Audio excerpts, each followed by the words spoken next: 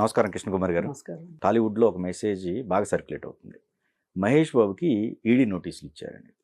ఏంటి అసలు పూర్తి వివరాలు చెప్పండి. ఇప్పుడు ఆయన సూర్య డెవలపర్స్ అని ఒక రియల్ ఎస్టేట్ వెంచర్కి ప్రచారకర్తగా ఉన్నారు.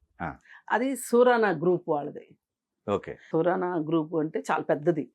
వాళ్ళు రియల్ ఎస్టేట్ చేస్తారు, ఇంకేంటంటే చాలా చేస్తూ ఉంటారు. ఇప్పుడు పేచీల్లో ఎక్కడొచ్చింది అంటే ఈ రియల్ ఎస్టేట్ వెంచర్కి అడ్వర్టైజ్మెంట్ ఇచ్చిన దానివల్ల వచ్చింది. సరే, వాళ్ళకి అడ్వర్టైజ్మెంట్ ఇచ్చినందుకు కాను 5.9 కోట్లు మహేష్ బాబుకి ఇచ్చాము అని చెప్పి వాళ్ళు రాసుకున్నారు వాళ్ళ లెక్కల్లో. అంటే లెక్కల్లో రాసుకోవడమే కాదు, కొంత వైట్ ట్రాన్స్ఫర్ చేశారు, కొంత క్యాష్ ట్రాన్స్ఫర్ చేశారు. ఈ క్యాష్ ట్రాన్స్ఫర్ ఎట్లా చేశారు? మనీ లాండరింగ్ ద్వారా ట్రాన్స్ఫర్ చేశారు అని చెప్తున్నారు. అసలు ఇది ఎలా తెలిసింది అంటే, ఆ గ్రూప్ మీద చాలా ఫిర్యాదులు అందుతున్నాయి. పెద్ద పెద్ద ప్రముఖుల చేత వీళ్ళు అడ్వర్టైజ్మెంట్ ఇప్పించుకొని అక్రమాలు చేస్తున్నారు రియల్ ఎస్టేట్ వెంచర్ల విషయంలో. అంటే కస్టమర్లు ఇబ్బంది పెడుతున్నారు. ఈ కస్టమర్లు వెళ్ళి కంప్లైంట్లు చేస్తున్నారు. ఇంతకుముందు మనం చూసాం కదా సాహితీ గ్రూపు ఎలా చేసిందో. ఇప్పుడు ఆ మహానుభావుడు జనాల దగ్గర నుంచి డబ్బులు వసూలు చేసి ఆ డబ్బులన్నీ హాయిగా చాలా చాలా చేసి, అంటే విచ్చలవిడిగా డబ్బులు ఖర్చు పెట్టి సొంతగా ఆస్తులు కొనుక్కొని టీటీడీ బోర్డు మెంబర్షిప్ కూడా కొనుక్కున్నాడు ఆయన. ఇలా ఇప్పుడు మామూలుగా ఆయన టీటీడీ బోర్డు మెంబర్షిప్ కొనుక్కున్నది కూడా బయటకు వచ్చి ఉండేది కాదు. ఆయన వ్యాపారం ఆయన సక్రమంగా చేసుంటే, ప్రీ లాంచ్ ఈ చెత్తా చెదారం పెట్టకుండా చేసుంటే అసలు ఎవరికి పట్టేది కాదు. ఇప్పుడు ఈ సూరానా గ్రూప్ కూడా అంతే. మహేష్ బాబుని పెట్టి అడ్వర్టైజ్మెంట్ ఇచ్చారా? ఆ డబ్బులు ఎట్లా ఇచ్చారు, ఎలా ఇచ్చారు? షారూఖ్ ఖాన్ పెట్టి ఇచ్చారా, లేకపోతే అమితాబ్ బచ్చన్ పెట్టి ఇచ్చారా? లెక్క కాదు అది. అందరూ చేసేది వీళ్ళు చేశారు. అంతే కదా, వ్యాపార ప్రకటన. అది మనకు అనుమతి ఉంది కాబట్టి చేశారు, అదేమి విషయం కాదు. కానీ ఆ గ్రూపు ఈ ఫేసులను చూపించి ఇబ్బడిమబ్బడిగా బిజినెస్ చేసి కస్టమర్లు ఇబ్బంది పెడుతున్నారు, కస్టమర్లు మోసం చేస్తున్నారు, కస్టమర్లు మాయ చేస్తున్నారు ఈ ఫిగర్స్ని చూపించి అనే దాని విషయంలో వాళ్ళు వాళ్ళపైన ఈడీ దర్యాప్తు చేస్తే, ఆ దర్యాప్తులో వాళ్ళ లెక్కలు చూపించాలి కదా. ఇప్పుడు నీకు జనాల దగ్గర నుంచి వచ్చిన డబ్బులు ఎన్ని, ఈ వచ్చిన డబ్బుల్లో నువ్వు ల్యాండ్ కొనడానికి ఎంత ఖర్చు పెట్టావు, డెవలప్మెంట్కి ఎంత ఖర్చు పెట్టావు, ఎంతమందికి రిజిస్ట్రేషన్ చేయాల్సి ఉంది, నువ్వు ఎంతమందికి చేసావు, ఎంతమందికి చేయలేదు, చేయకపోతే ఎందుకు చేయలేదు, అంటే నువ్వు ఎక్సెస్ బుకింగ్ చేసావా, ఇవన్నీ వస్తాయి. మరి కూర్చున్నప్పుడు మొత్తం వస్తాయి కదా. ఇవి వచ్చినప్పుడు నువ్వు ఈ డబ్బులు ఎలా ఖర్చు పెట్టావు. ఇప్పుడు ఆయన సాహితీ గ్రూప్ లక్ష్మీనారాయణ ఏమేం చెప్పాల్సి వచ్చిందంటే, ఆయన ఫారిన్ ట్రిప్కి వెళ్ళిన డబ్బులు కూడా చూపెట్టాల్సి వచ్చింది. మొత్తం ఆడిటింగ్లో వస్తాయి కదా, బయటకు వస్తాయి కదండి. మొత్తం వచ్చినప్పుడు అట్లాగే వీళ్ళ దగ్గర కూడా మొత్తం వచ్చినాయి. వీళ్ళు తుమ్మింది, తగ్గింది, లేకపోతే ఇంట్లో పెళ్లి చేసింది, లేకపోతే వాళ్ళ కుక్కకు బిస్కెట్లు పెట్టింది, మొత్తం వచ్చేస్తాయి. ఇలా వచ్చిన క్రమంలో ఏజెంట్లకు ఇచ్చిన డబ్బులు మొత్తం వస్తాయి. దీంట్లో మహేష్ బాబు కోసం ఇంత పెట్టినట్టుగా 5.9 కోట్లు పెట్టినట్టుగా వచ్చింది. వస్తే మరి ఇప్పుడు ఏంట్రా బాబు పరిస్థితి? ఈ 5 కోట్లు మీరు 9 కోట్లు ఎట్లా ఇచ్చారు? ఎట్లా ఇచ్చాము అంటే, మేము ముందే మాట్లాడుకుంటామండి, సగం వైట్ సగం బ్లాక్ అండి. అసలు బ్లాక్ ఎట్లా ఇచ్చారు? మీకు అంత బ్లాక్ మీకు ఎక్కడిది? ఏ విధానంలో ఇచ్చారు బ్లాక్? దొరకకపోతే అందరూ దొరలేనండి, దొరికితేనే దొంగలు. ఇప్పుడు సరే, ఆ సూరానా గ్రూప్ చేసిన ఎదవ పనులు, వాళ్ళు చేసిన మోసాలు అవన్నీ కాసేపు పక్కన పెడితే, మన అసలు విషయం ఏంటి? మనం మహేష్ బాబు గారు ఎలా ఈ నోటీసులు వచ్చినాయి మహేష్ బాబు గారికి అంటే, 5.9 కోట్లు ఈయన కానీ డైరెక్ట్గానే తీసుకుంటే తప్పులేదు, దానికి ట్యాక్స్ కట్టేవాడు, అంతే కదా, ఏం తప్పులేదు. 100 కోట్లు తీసుకున్న ట్యాక్స్ 35 కోట్లు కడతానంటే గవర్నమెంట్ ఎందుకు వద్దంటది? గవర్నమెంట్కి సంతోషమేగా. అంటే ఇలా వైట్ తీసుకోకుండా బ్లాక్ తీసుకోవడం వెనకమాల మీరు మనీ లాండరింగ్ని ప్రోత్సహించినట్లే కదా. ఓకే. ఇప్పుడు వాడి దగ్గర దొంగ డబ్బు ఉంది. అసలు ఈ ఆరోపణలు నిజమేనా? నిజమున్నాయా? ఖచ్చితంగా. ఆయన అయితే అడ్వర్టైజ్మెంట్ ఇచ్చింది వాస్తవం. అదైతే హోర్డింగ్స్ చాలా చూసాము. ఈ ట్రాన్సాక్షన్ ఇది కాదండి, ఈడీ ఎందుకు చెప్తుందండి? ఈడీఏ బయట పెట్టింది. ఇప్పుడు ఇది జరుగుతాయి ఇట్లాంటివి. అందుకే నేను అంది, దొరకనంత వరకు అందరూ దొరలే, దొరికితేనే దొంగలు. అట్లా ఇప్పుడు ఇంకెంతమంది దొంగలు ఉన్నారు. ఇప్పుడు ఈయనున్నాడు కళ్యాణ్ జ్యువెలర్స్‌కి ఎవరిస్తారు? నాగార్జున ఇస్తాడు. మలబార్ జ్యువెలర్స్‌కి ఎవరిస్తారు? మన జూనియర్ ఎన్టీఆర్ ఇస్తాడు. ఇంకొక జ్యువెలర్స్‌కి ఇంకోళ్ళు ఇప్పుడు ఈయనున్నాడు గదా!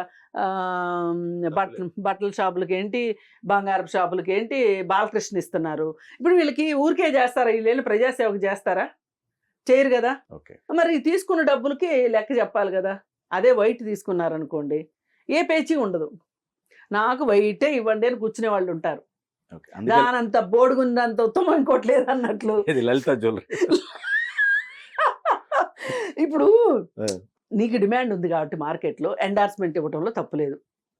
క్రికెటర్స్ ఇస్తారు, సినిమా యాక్టర్లు ఇస్తారు. ఇంకా పొలిటీషియన్స్‌ని తీసుకోవాలి. నెక్స్ట్ ఆళ్ళే మిగిలిపోయారు. అందరూ ఇస్తారు గదా!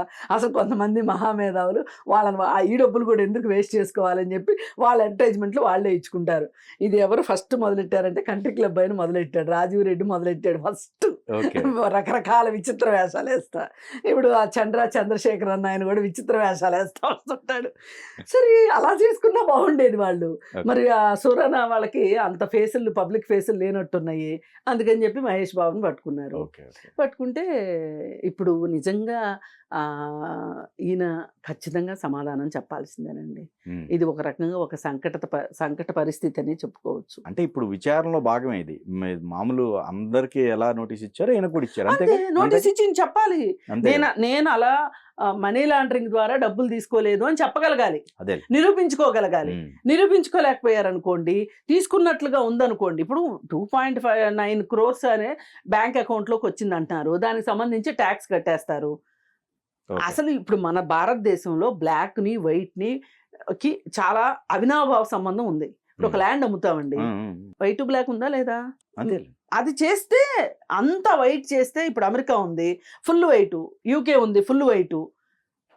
చేయండి, ఇక్కడ కూడా ఎవరొద్దంటారు? ఓకే. ఇక్కడ చేయరు. ఎందుకు చేయరంటే హ్మ్. ఈ బ్లాక్ మనీ రాజకీయ నాయకులకు కావాలి, వ్యాపారస్తులకు కావాలి, వాళ్ళ సంపదలు పెంచుకుంటానికి. అందుకని మనం గొంగట్లో తింటా ఎంట్రుకలు ఏరుకున్నట్లు అవుతుంది. ఒక్కటే చెప్పాలనుకునేది ఏంటంటే మహేష్ బాబు లాంటి వాళ్ళు, లేదు అల్లు అర్జున్ లాంటి వాళ్ళు, చిరంజీవి గారు లాంటి వాళ్ళు, అమితాబ్ బచ్చన్ గారితో సహా ఎవరైనా సరే పిల్లి పేరాసుకెళ్ళి మూతి కాల్చుకుంది అన్నట్లు మీరు ఏదున్నా వైట్ తీసుకోండి. మీ వరకు మీరు క్లీన్గా ఉన్నారనుకోండి, సూర్యనావాడు మునిగితే మునుగుతాడు, మీకెందుకు బాధ? ఇప్పుడు ఈ మొత్తం ప్రాసెస్లో సూర్యనాకి శిక్ష పడింది అనుకోండి, మీకు పోయిందేముంది? అసలు బ్లాక్ లెక్కలు ఉండవు కదండి. వాళ్ళు ఒకవేళ ఆరోపించినా గానీ వీళ్ళకి అసలు ఎఫెక్ట్ ఎక్కడ ఉంది? అంటే ఒకటి జరుగుతుందండి, సెలబ్రిటీలకి విపరీతంగా ఫారిన్ ట్రిప్లు వెళ్తారు మీరు గమనిస్తే. ఓకే. వీళ్ళకి ఫారిన్లో అరేంజ్ చేస్తారు ఆ డబ్బులు. అలా అరేంజ్ చేసింది ఏదో చూపించుంటారు వాళ్ళు, సూరానా వాళ్ళు. ఓకే. మీకు అర్థమైందిగా? రైట్. ఎగ్జాక్ట్గా ఇలాగే జరిగి ఉండాలని నేను అనట్లేదు.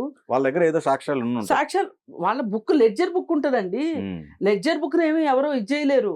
ఓకే. ఇప్పుడు ఒక కస్టమర్ వస్తాడండి, చెక్ ఇస్తాడు, బ్యాంక్లోకి వెళ్తుంది ఆటోమేటిక్గా. ఇంకొక కస్టమర్ వస్తాడు, వైట్ ఇస్తుంది, బ్లాక్ ఇస్తాడు. ఈ డబ్బులు ఏమైనాయి? ఓకే. ఈ డబ్బులు ఏమైనాయి? ఎక్కడికి వెళ్ళి? ఓకే. అది వాళ్ళు లెక్క చెప్పాలి అంటే మరి మీకు ఇంత డబ్బులు వచ్చినాయి కదా లెడ్జర్ బుక్లో, మీ ఆఫీస్లో ఇంత డబ్బులు అక్యుములేట్ అయినాయి కదా, ఈ డబ్బులు మీరు ఏం చేశారు అంటే చెప్పగలగాలి. ఓకే. ఇప్పుడు గాలి జనార్దన్ రెడ్డి ఉన్నాడండి, వాళ్ళ అమ్మాయి పెళ్లి 500 కోట్లతో చేశాడు. 500 కోట్లు వైటే వాడా చెప్పండి? అవును. వాళ్ళ రైట్. ఈ దేశంలో ప్రభుత్వాలు సరిగా పనిచేస్తే గనక, బుద్ధి జ్ఞానం ఉన్న గవర్నమెంట్లు అయితే గనక ఆ రోజు పట్టుకోవచ్చు గాలి జనార్దన్ రెడ్డిని. అలాగే ఇప్పుడు బ్యాంకులకి డబ్బులు ఎగ్గొట్టే వాళ్ళు చాలామంది, ఎన్పిఏలు అయిపోయిన ఆస్తులు ఉన్న వాళ్ళు చాలామంది. ఎన్పిఏ అంటే అర్థం ఏంటి? ఈయన డబ్బులు కట్టలేకపోతున్నాడు, అంతే కదా, ఫెయిల్ అయ్యాడు.